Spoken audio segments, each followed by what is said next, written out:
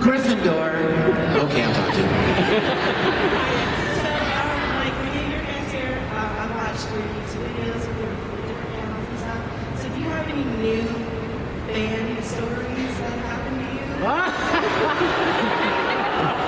You know, there used to be a time when I put all those things online, and they're still out there. They will never go away.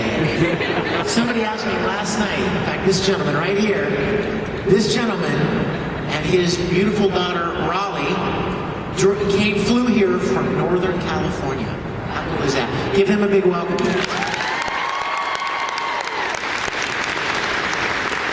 And he saw me last night on the street. He said, "Hey, has anyone licked your hand lately?" And I'm like, wait a minute.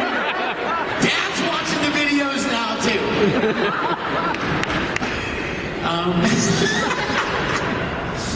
You know, I've had some really wonderful experiences. No, I haven't put any videos online lately. Star Trek takes up all of my time, producing that and getting everything ready to shoot episodes. And then when you finish shooting them, you have to edit them and do all the sound design and the music. And so it takes a lot of time. I haven't had the chance to put any new ones online. But I will say, nothing quite as creepy has happened lately. So, fingers crossed. Fingers crossed. Yeah, don't jinx it by saying that. Question? Yes, my dear. What got you started in voice acting? What got me started in voice acting? You know what? I've been acting since I was probably younger than you. And I loved performing, mostly because of Star Trek. Sorry, I keep talking about Star Trek. But I loved it so much, and I wanted to be a part of that. I wanted to be a part of making stories that moved people the way the original series of Star Trek moved me. So I would audition for plays at school and church productions and community theater. I would even go to drama camp. Did you guys ever go to YMCA camp or any kind of summer camp, like athletics camp or horse camp or archery camp or something? I went to a drama camp where literally each day you would learn something new about theater. Are you really? Is that awesome? So one day we would learn how to build flats. The next day we would learn how to make costumes. The next day we would learn about stage makeup. The next day we would learn about blocking. The next day we would learn about lighting. And meanwhile, while we're learning all these things, we're actually rehearsing a play. And at the end of the camp, the week or 2 weeks of camp, we would put on the play, doing all of the things that we learned throughout the week. So I've been acting since I was very young. And about 18 years ago, before you were born, is that scary? Before you were born, when the dinosaurs rolled the earth, I was living in Houston, Texas, and I was working on video production and writing music professionally. And this guy that I was working with said to me one day, "Hey, you have a lot of acting experience, don't you?" I said, "Yeah." And he said, "You should go audition for this place here in Houston. They buy these animated Japanese shows and they dub them into English and they're looking for actors." All I heard was looking for actors. Okay. Did they pay money? I don't know. What do they do with it once they record it? I don't know. I just wanted to act, right? So I went, I auditioned, and I got cast as Vega in Street Fighter 2. And so after that, I thought, well, that was a fun little weird one-time departure, right? I went back to writing music and video production and stuff. And a few weeks later, they called me and said, "Hey, you want to come and do another character? We have another show. It's called Evangelion."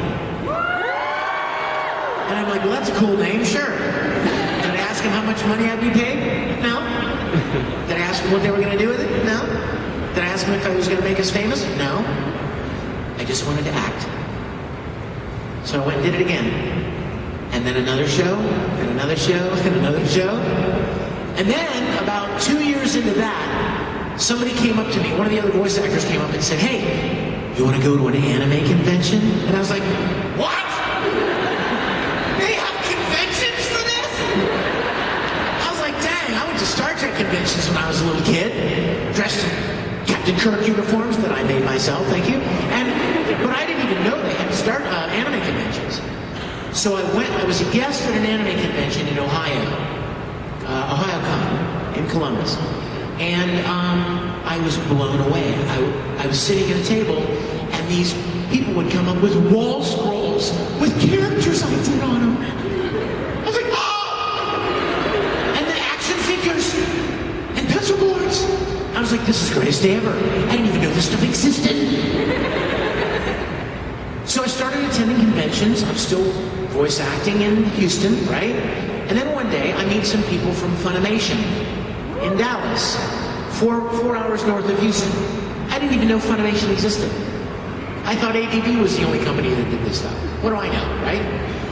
So the guys from Funimation said, hey, would you like to be in Dragon Ball Z?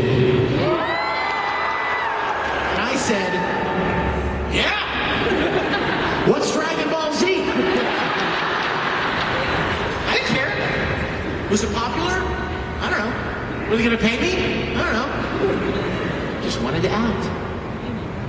So I went up there and I played Broly, and then I did Yu Yu Hakusho and Case Closed. So I started working at Funimation and ADV in Houston. And I'm going to conventions, and I meet some people from New York, and they say, hey, you want to come be in Pokemon? And I was like, yeah, I have heard of Pokemon. And then I met people from Los Angeles, and they said, hey, you want to come and be in Bleach? Vampire Night? You know, whatever, fill in the blank. A lot of stuff that I've done out there. So that's crazy, isn't it? Like, I didn't do that. You know what I mean? I didn't plan that. I didn't strategize it. I just loved something. And I followed that love and that passion wherever the doors opened, and they led me here. So you can understand why I'm on my knees every morning in gratitude for the things that have happened, because I didn't plan it. I had no idea it would turn out as it has. And I'm so profoundly grateful for what I get to do. And I hope I get to do it until I can't do it anymore. Until they have to prop me up in front of the microphone.